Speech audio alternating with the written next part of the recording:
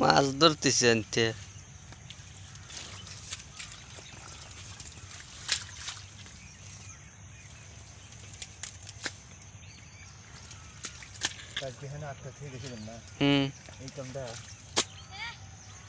কাটলো কিটা কাটলো কানে কত বড় চল চল তো দেখি ইঁদুর ঢুকছে কানে আয় তো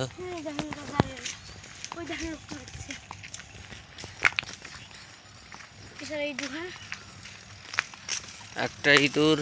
সে চায়না জালে আটকা পড়েছে দেখা যাক সে এখন বের হওয়ার চেষ্টা